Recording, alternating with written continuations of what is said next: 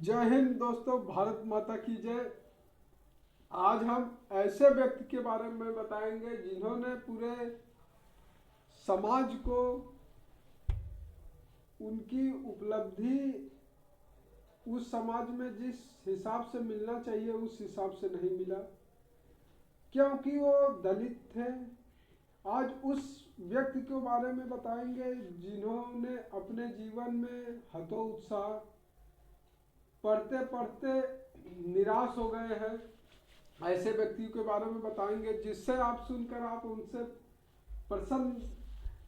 हर व्यक्ति उन्होंने अपने जीवन में संघर्ष बहुत किया, इतने महान विद्वान थे कि आज वो कोलंबिया यूनिवर्सिटी में लग्जरी जीवन फर्स्ट क्लास एक नंबर के बिता सकते थे। आप लोग समझ गए होंगे कि हम किस व्यक्ति के बारे में बता रहे हैं। इतना हिंट आप समझ गए। कोलंबिया यूनिवर्सिटी जिन्होंने मैं पीएचडी किया और जिन्होंने लंदन से पीएचडी किया इकोनॉमिक्स में, दो विषय में जो 2 बार जो पीएचडी किया, और जिन्होंने एम ए इकोनॉमिक्स से किया। आज उस 14 अप्रैल 1891 में उनका जन्म हुआ था। 6 दिसंबर 1956 में उनकी मृत्यु हो गई थी। वो संविधान सभा के अध्यक्ष थे। उन्होंने आप उस डिग्री के बारे में डीएमसी नाम सुने नहीं होंगे। डीएमसी जिन्होंने 40 डिग्रियां लेकर लंदन यूनिवर्सिटी से आए थे। वो भीमराव अम्बेडकर 3 लोग से प्रभावित थे। एक गौतम बुद्ध से, दूसरा कबीरदास से, तीसरा ज्योतिबा राव फूले से। उन्होंने 3 व्यक्तियों से, उनको स्कूल में जब वो पढ़ने जाते थे स्कूल में उन्हें पढ़ने नहीं दिया जाता था। क्यों? क्योंकि वो दलित वर्ग के थे। इतना आज भी छुआछूत है, आज भी है, पर वो ये कहा जाता है कि पिछड़े वर्गों में लोग उन्हें सम्मान नहीं देते थे। वो दरी अपने घर से लेकर जाते थे। जो स्कूल में दरी था वो दरी के माध्यम से नहीं पढ़ते थे। उन्होंने अपने आत्मकथा, उनकी आत्मकथा सबसे प्रसिद्ध आत्मकथा है वेटिंग फॉर वीजा। उन्होंने स्वयं कहा है कि नो प्यूर नो वाटर। वो 10वीं क्लास में जब थे, उनकी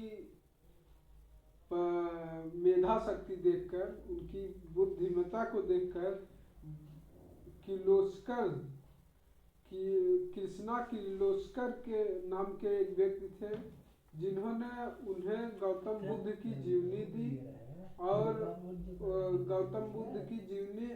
उन्हें बड़ोदरा महाराज से उजीफा दिलाने के लिए उन्होंने प्रेरित किया। तो वो अपने जीवनी में लिखे हैं, हम कृष्णा किर्लोस्कर को मरते वक्त भी नहीं भूल पाएंगे। वो उसी उजीफा से कोलंबिया यूनिवर्सिटी से पीएचडी किया। कोलंबिया यूनिवर्सिटी आज भी मानती है कि एक भारतीय व्यक्ति मेधा शक्ति वाला आया था जिन्होंने पढ़ के गया। ऐसा आज तक स्टूडेंट हमें मिला नहीं। आज भी कोलंबिया यूनिवर्सिटी में उनकी आज भी प्रतिमा बाबा साहब की लगी है। तो उन्होंने जब वहाँ से पढ़ लिख के कोलंबिया यूनिवर्सिटी से भारत आए तो उन्होंने 17 लोगों को लेकर आए थे। जब 17, उसमें हिंदू भी थे, मुस्लिम में भी थे, पारसी भी थे, ईसाई भी थे। जब उन्होंने धर्मशाला खोजने के लिए, रूम लेने के लिए, जब कोलंबिया यूनिवर्सिटी से आए, उन्होंने रूम लेने के लिए जब मार्केट में निकले तो उन्हें रूम देने के लिए पहले आइडेंटिटी ले रहे थे। आइडेंटिटी में उसमें निचली कास्ट के महावत जिसे कहते हैं वो था, तो उन्हें रूम देने के लिए इनकार कर दिए। काफ़ी दोस्त ने भी कहा कि घर वाले एक्सेप्ट नहीं करेंगे। मुस्लिम समुदाय ने कहा कि पहले हम भी हिंदू थे, घर वाले उसमें महिलाओं लोग भी नहीं एक्सेप्ट करेंगे। तो वो किसी भी तरीके से पारसी धर्मशाला में रहे। तो पारसी धर्मशाला में वो 10-11 दिन के बाद पता चला, वो अपनी मतलब रहने के लिए झूठ कह के कि हम भी पारसी हैं। तो जब नहीं रहने के लिए मिल रहा था, वैसे तो बहुत ईमानदार थे, पर वहाँ झूठ बोलना पड़ा कि हम भी पारसी हैं। तो 10-11 दिन थे पारसी धर्मशाला में। बाद में पता चला कि वो पारसी धर्म नहीं, महावत जात के हैं। तो 10-11 लोग पारसी लोग आए और उन्हें निकाल दिया धर्मशाला से, डंडे के प्रहार से वो निकल गए। फिर उन्होंने मुंबई सेकेंडरी कॉलेज में असिस्टेंट प्रोफेसर नियुक्त किए गए। और उस हाई पोस्ट पे भी होते हुए निचले लोग के उनके साथ व्यवहार अच्छा नहीं करते थे।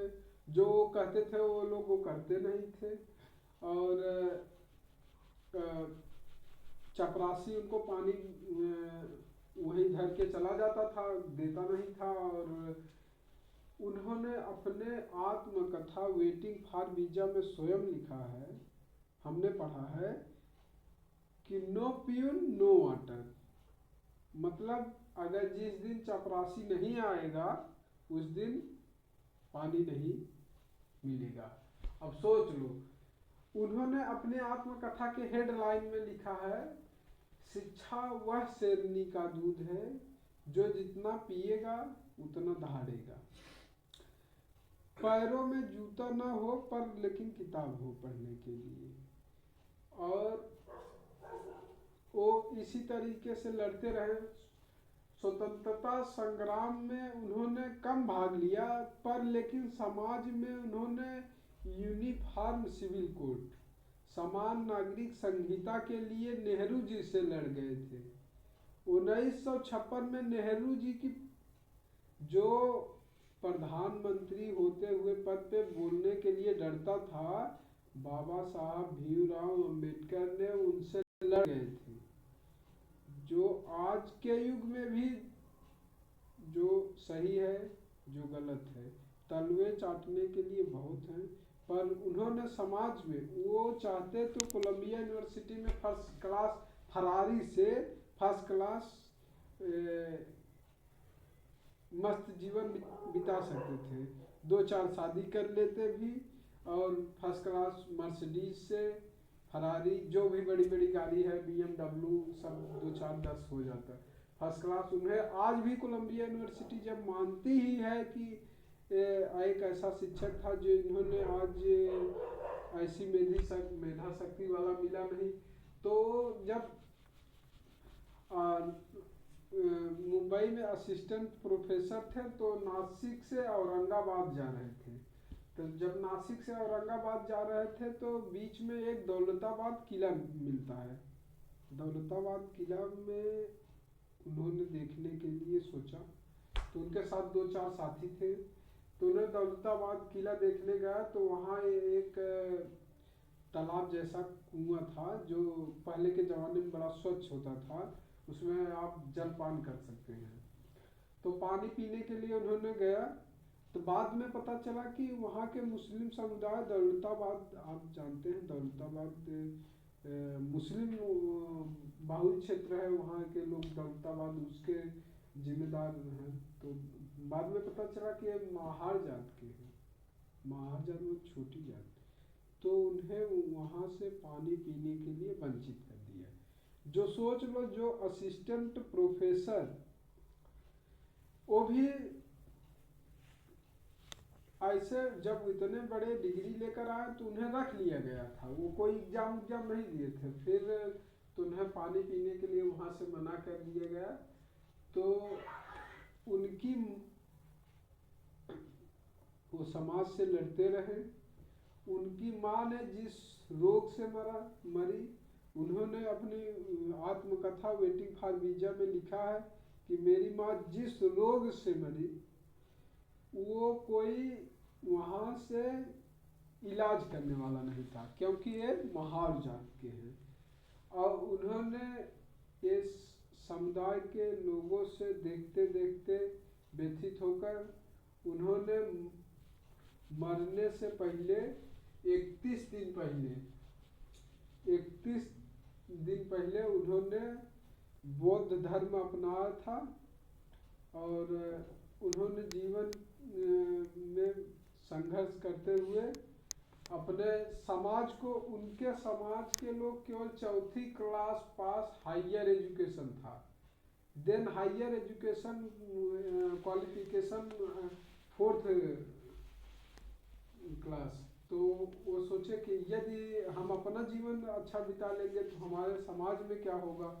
तो उन्होंने सोचा कि अगर हमारा ही जीवन बेहतर हो तो समाज को अपने देखते हुए आज महिलाओं को जो आरक्षण मिलता है, जो महिलाएं हर जगह भाग ले लेती हैं, वो हमारे पूजनीय बाबा साहब भीमराव अम्बेडकर की देन है।